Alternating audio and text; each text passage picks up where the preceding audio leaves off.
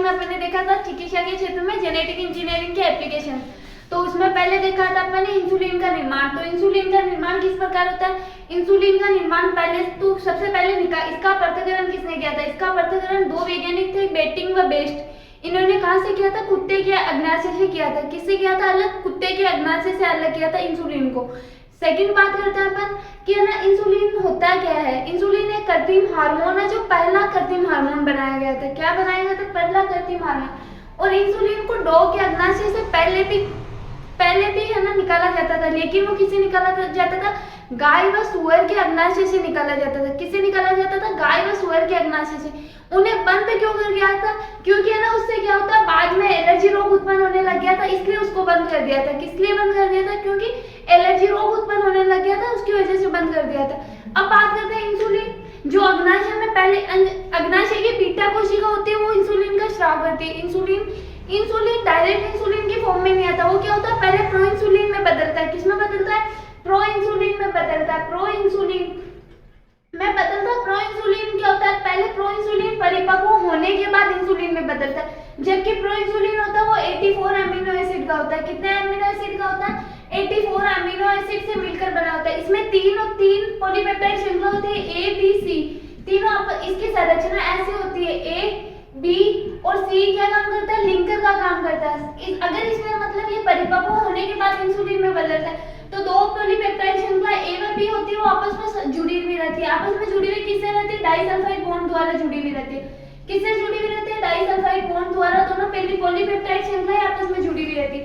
Third बात करें तो सी पॉलीपेप्टाइड श्रृंखला की, तो ये आपस में ऐसे ही रहती है। ये कितने अमीनो एसिड की मिलकर बनी होती है? 33 अमीनो एसिड से मिलकर बनी होती है। पहली ए श्रृंखला होती है वो 21 अमीनो एसिड से मिलकर बनी होती है। 21 अमीनो एसिड से मिलकर बनी होती है। सेकंड की बात करें तो ये 33 अमीनो एसिड से मिलकर बनी होती है, 30 अमीनो एसिड से मिलकर बनी होती है। थर्ड बात करें तो थर्ड सी पॉलीपेप्टाइड श्रृंखला होती है वो 33 अमीनो एसिड से मिलकर बनी होती है। अब बात करते हैं सबसे पहले कृत्रिम इंसुलिन को बनाया किसने था? एक अमेरिकन कंपनी है, एली लिली कंपनी। 1863 में सबसे पहले इसको बनाया किसने था? एक अमेरिकन कंपनी 1863 में जिसका नाम था एली लिली कंपनी, उसने इंसुलिन को बनाया था। इंसुलिन को बनाया था, लेकिन इंसुलिन को बनाने के बाद क्या हुआ था? बना तो दिया था इंसुलिन को, फिर है ना मतलब इसने क्या था? इंसुलिन को बनाने के बाद उन्होंने क्या किया था? इसको ह्यूमिलिन नाम दिया था, ना कि इंसुलिन नाम दिया था। क्या नाम दिया था? ह्यूमिलिन नाम दिया था। थर्ड बात करते हैं, फिर अपन ने देखा था कि जीन चिकित्सा, जीन थेरेपी में क्या पढ़ा था अपन ने? जीन थेरेपी में अपन ने देखा था कि मतलब जीनों के कोई भी आनुवंशिक रोग के उपचार के लिए जीनों को फेरबदल करके आनुवंशिक रोगों का उपचार करना। क्या होता है? जीनों को फेरबदल करके आनुवंशिक रोगों का उपचार करना जीन थेरेपी कहलाता है। सबसे पहले जीन थेरेपी में कौन सा रोग काम में लिया था? SCID, cellular combined immuno deficiency. ये किसमें था? एक 4 साल की बच्ची में था, 4 साल की लड़की में ये रोग हुआ था। इस रोग में होता है क्या? एडीए जीन होती है, एडिनोसिन डायएमिनेज, जो कि एंजाइम का निर्माण करती है। और एडिनोसिन डायएमिनेज एंजाइम क्या करता है? लिम्फोसाइट को एक्टिव करने का काम करता है। लिम्फोसाइट्स क्या करती है? लिम्फोसाइट हमें अपने इम्यूनिटी सिस्टम को स्ट्रॉन्ग बनाती है, अपने इम्यूनिटी सिस्टम को क्रिएट करती है उसका। तो सबसे ज्यादा अगर बात करें लिम्फोसाइट्स, तो टी लिम्फोसाइट्स होती है, उनका निर्माण, उनको सक्रिय करने का कार्य करता है। ये कितने प्रतिशत इम्यूनिटी सिस्टम बनाता है? 70% इम्यूनिटी सिस्टम को बनाता है ये। तो सबसे पहले SCID रोग है, इसको 4 साल की बच्ची में होता है। इसके रोग के लिए इसका यूज किया गया था जीन थेरेपी का। किसका यूज किया था? जीन थेरेपी का। जीन थेरेपी से पहले एक तो एंजाइम प्रतिस्थापन, दो चिकित्साएं चलती थी, एंजाइम प्रतिस्थापन व अस्थि मज्जा प्रत्यारोपण। ये दोनों क्या? अस्थि मज्जा प्रत्यारोपण।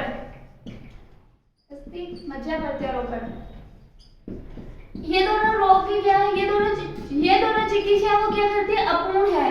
इन दोनों चिकित्सा में क्या होती है? अपूर्ण होती है।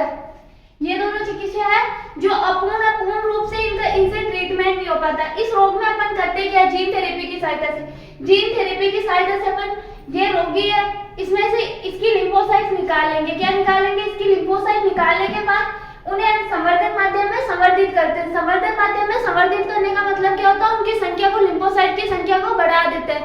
संवर्धित माध्यम में संवर्धन करने के बाद उसको क्या करते हैं? उनमें जेनेटिक इंजीनियरिंग के द्वारा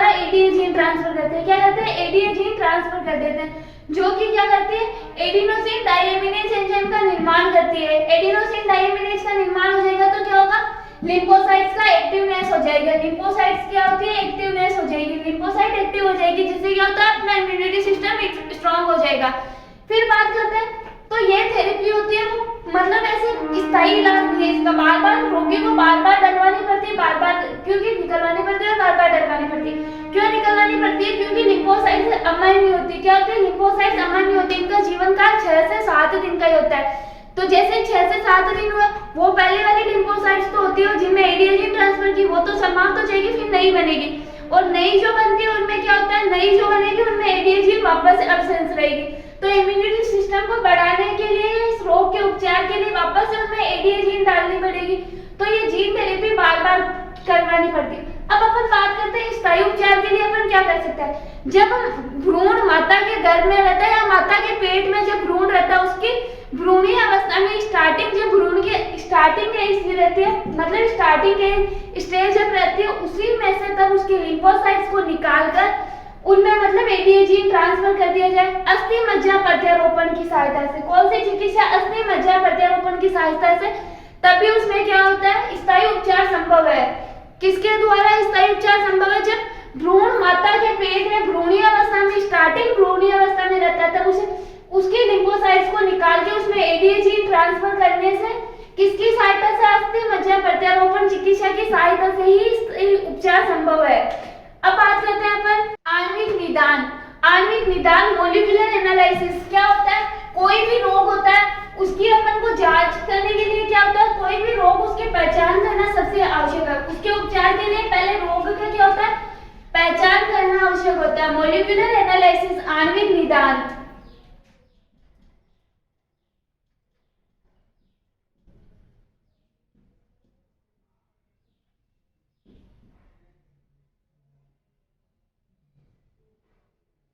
मॉलिक्यूलर एनालिसिस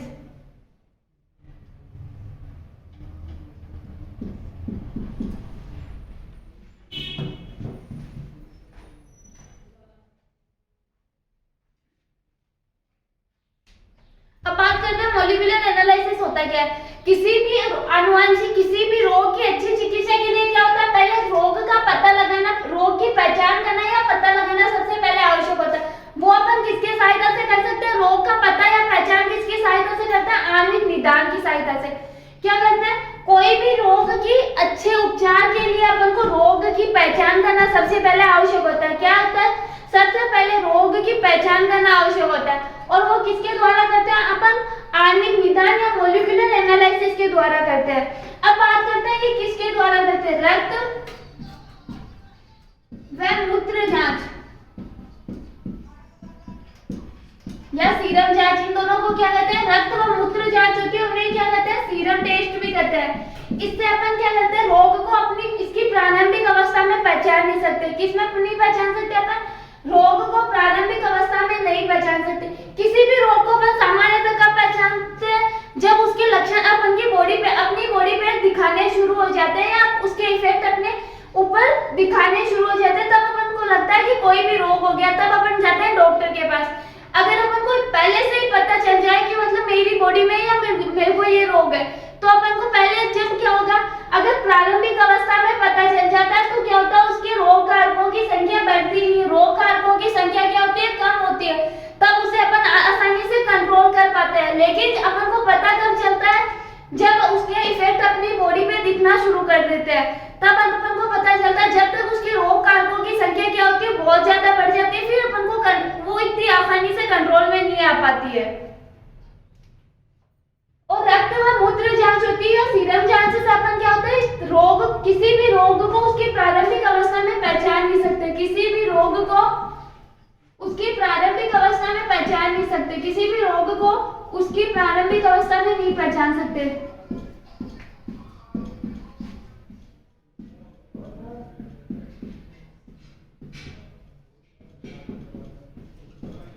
अवस्था में पहचान नहीं सकते।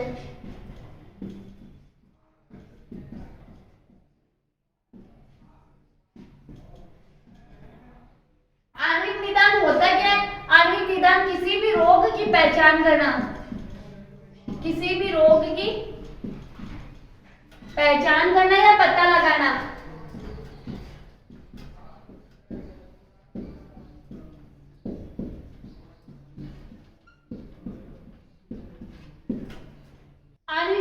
आणविक निदान मोलिकुलर एनालिसिस या डायगोनेसिस। अपन इसे बात करते हैं, टेस्ट भी कह सकते हैं। किसी भी रोग को प्रारंभिक अवस्था में पहचान करना या पता लगाना क्या कहलाता है? आणविक निदान कहलाता है। जब उसकी प्रारंभिक स्टेज में ही उसका पता लगाना या पहचान करना आणविक निदान कहलाता है। अगर बात करें अपन कि मतलब है ना, किसी भी रोग की अच्छी चिकित्सा हेतु क्या करना चाहिए? पहले उसका पता लगाना आवश्यक होता है। किसी भी रोग को अच्छी चिकित्सा के लिए उसका पहले पता लगाना सबसे पहले आवश्यक होता है। पता जब मतलब रक्त में मूत्र जांच होती है, जो जिसे अपन क्या कहते हैं? Serum test. इससे क्या होता है? किसी भी रोग की पहचान जब नहीं की जा सकती जब उसकी प्रारंभिक अवस्था होती है। प्रारंभिक अवस्था में पहचान करने का मतलब क्या होता है? प्रारंभिक अवस्था में पहचान करने से अपन को क्या पता लगता है कि पहले तो उसके लक्षण प्रकट नहीं होंगे, उससे पहले अपन को रोग का पता लग जाएगा। और रोग का पता उस टाइम प्रारंभिक अवस्था में पता लगने का मतलब होता है कि रोगाणु की संख्या बहुत कम होती है, ताकि उन पे अपन आसानी से कंट्रोल कर पाते हैं।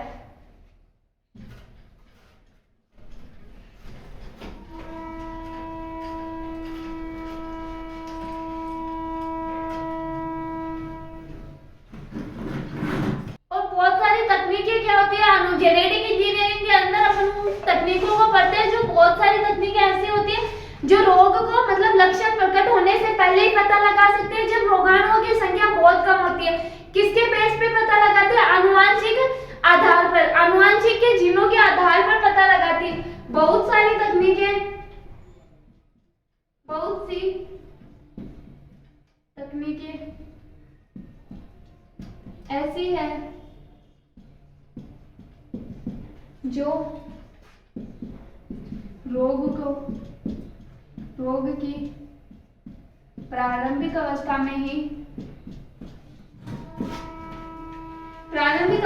ही पहचान कर पता लगा लेती है, अवस्था में ही पहचान कर लेती है या पता लगा लेती, पहचान कर लेती है जब रोगाणुओं की संख्या कम होती है। जब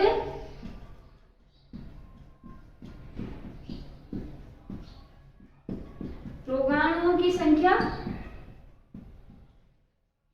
कम होती है।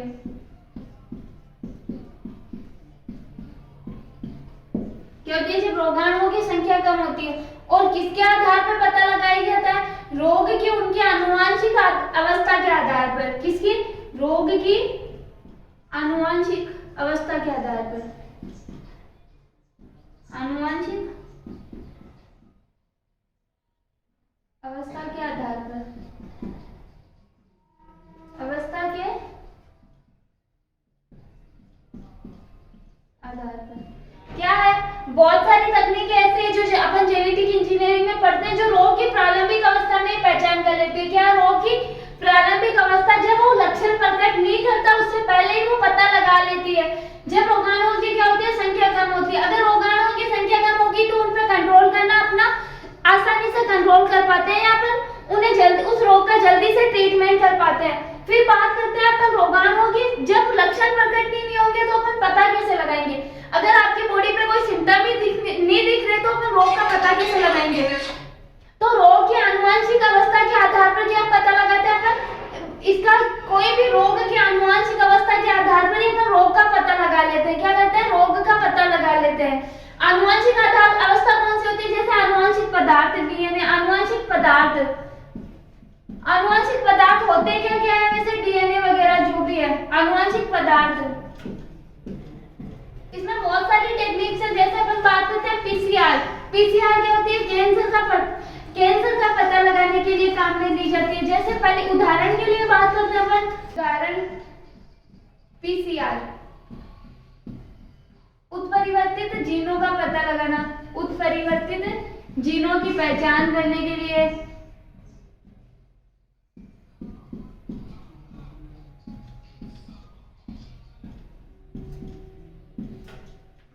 पीसीआर अपन ने पढ़ा था। ये जेनेटिक इंजीनियरिंग का एक पद होता है। क्या होता है? इसकी फुल फॉर्म क्या होती है? Protein recombinant protein recombinant compound, पुनर्योगज प्रोटीन उत्पाद। इससे किसका पता लगा सकते हैं अपन? उत्परिवर्ती जीनों की पहचान करते हैं रोगों के आनुवंशिक पदार्थ के परिवर्तन हेतु, रोगों के आनुवंशिक पदार्थ के परिवर्तन हेतु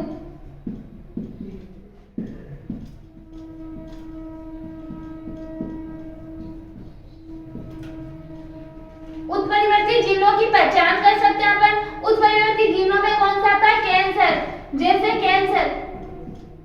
उत्परिवर्तन होता क्या है? उत्परिवर्तन होता है क्या? किसी भी सजीव में अचानक होने वाला आनुवंशिक परिवर्तन को ही क्या कहते हैं अपन? उत्परिवर्तन कहते हैं। किसी भी जीव में अचानक होने वाला उत्परिवर्तन, उसके आनुवंशिक पदार्थ में होने वाला परिवर्तन उत्परिवर्तन कहलाता है। तो उत्परिवर्ती जीनों की पहचान जैसे क्या होता है? कैंसर। सेकंड बात करते हैं रोगों के आनुवंशिक पदार्थ के परिवर्तन हेतु, जैसे इसका कौन सा? एड्स, AIDS, बहुत ऐसे है एड्स। थर्ड बात करते हैं उन अनेक एंटीजनों की पहचान करना। किसकी? अनेक एंटीजनों की पहचान करना।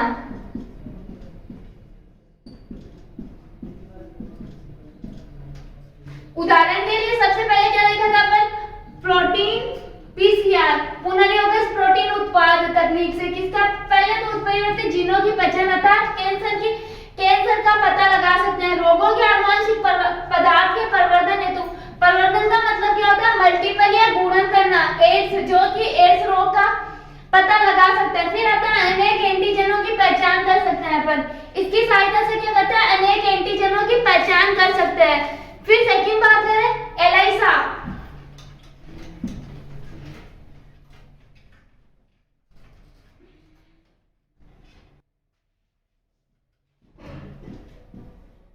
एंजाइम लिंक्ड इम्यूनो सोर्बेंट एसे, फुल फॉर्म होती है इसकी सोर्बेंट एसे। एलआईसी की फुल फॉर्म क्या होती है? एंजाइम लिंक्ड इम्यूनो सोर्बेंट एसे। एंटीजन एंटीबॉडी अभिक्रिया पर आधारित होता है। किस पे आधारित होता है? एंटीजन एंटीबॉडी अभिक्रिया पर आधारित। एंटीजन एंटीबॉडी अभिक्रिया पर आधारित।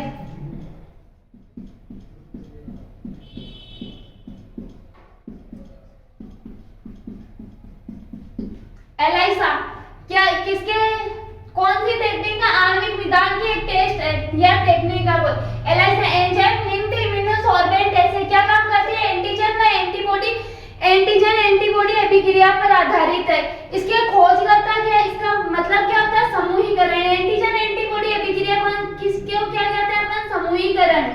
क्या कहते हैं? समूहीकरण। एंटीजन एंटीबॉडी का क्या कहते हैं? समूहीकरण। इसके खोजकर्ता कौन है? लैंडस्टीनर। खोजकर्ता कौन है? लैंडस्टीनर। एंटीजन एंटीबॉडी अभिक्रिया के खोजकर्ता कौन है?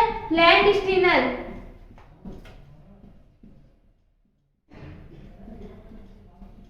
कौन है? लैंडस्टीनर। इन्होंने क्या जीता था? नोबेल पुरस्कार भी जीता था। इस पे क्या जीता था? नोबेल पुरस्कार। इनको क्या मिला था? नोबेल पुरस्कार। क्या दी थी इन्होंने? एंटीजन एंटीबॉडी अभिक्रिया दी थी, जिसको किस नाम से जाना जाता है? समूहीकरण के नाम से भी जाना जाता है। एंटीजन एंटीबॉडी अभिक्रिया किसने दी थी? लैंडस्टीनर। इनको क्या मिला था? नोबेल पुरस्कार भी मिला था। थर्ड बात करते हैं डीएनए पुनर्योगज तकनीक। क्या करते हैं? डीएनए पुनर्योगज तकनीक।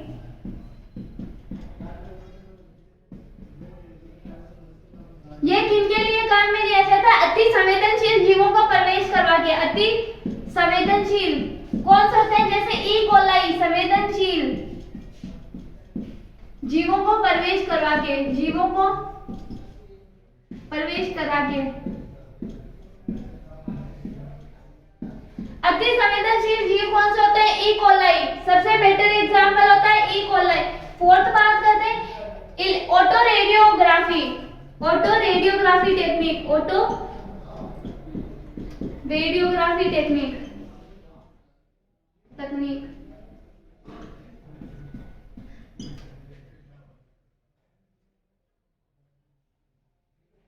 इस तकनीक में होता क्या है, सबसे पहले तो इस तकनीक में होता क्या, इसमें सर्वप्रथम अपन क्या लेते हैं, रेडियो एक्टिव नाइट्रोजन। क्या लेते हैं, radio active nitrogen, radio active nitrogen, जिसका क्या यूज करते हैं अपन, डीएनए व आरएनए प्रोब होते हैं, डीएनए व आरएनए खंड में डाले जाते हैं, डीएनए व आरएनए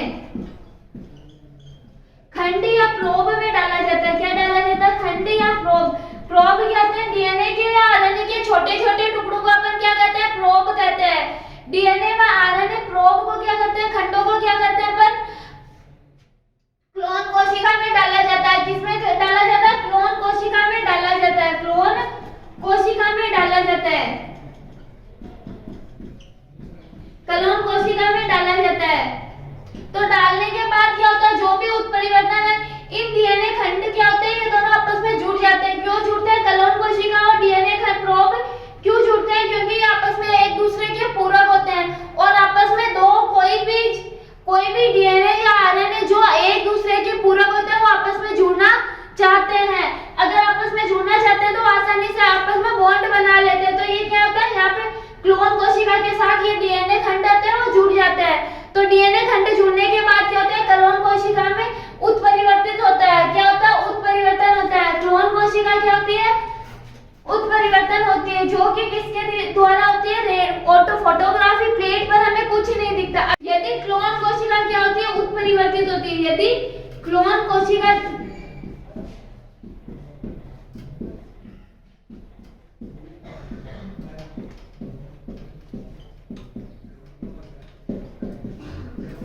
तो अपन को क्या होता है, रेडियोग्राफी प्लेट होती है, रेडियोग्राफी प्लेट होती है, रेडियोग्राफी प्लेट पर कुछ भी नहीं दिखाई देता। क्या होता है, अगर क्लोन कोशिका, जिस कोशिका में अपन ने क्लोन कोशिका में डीएनए प्रोब या नाइट्रोजन क्षारक के सहायता से डीएनए खंड व आरएनए खंड डाले हैं, अगर उसमें परिवर्तन नहीं होता क्लोन कोशिका में, अगर वो क्लोन कोशिका क्या होती है, उत्परिवर्तित होती है, तो उसमें क्या होता है, रेडियोग्राफी प्लेट होती है, उसमें कुछ भी नहीं दिखाई देता।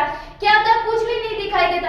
अगर तो इसका मतलब क्या होता है, जो प्रोब निकाला वो डीएनए खंड उत्परिवर्तित नहीं है, यह डीएनए खंड उत्परिवर्तित नहीं है, यह डीएनए खंड दिखाई नहीं देता। क्या होता है, डीएनए खंड या प्रोब उत्परिवर्तित नहीं होता है। क्या होता है, उत्परिवर्तित नहीं होता है। और अगर उत्परिवर्तित होता है तो क्या होता है, उसमें कुछ ना कुछ दिखाई देता। अपन को छोटे छोटे प्रोब या नारंगी या ऑरेंज कलर के अपन को छोटे छोटे टुकड़ों में दिखाई देता है। तो आज की क्लास में इतना ही, बाकी अपन कल की क्लास में देखेंगे आनुवंशिक रूपांतरित जंतुओं के बारे में। ठीक है, अगर क्लास अच्छी लगे तो चैनल को लाइक शेयर एंड सब्सक्राइब करें।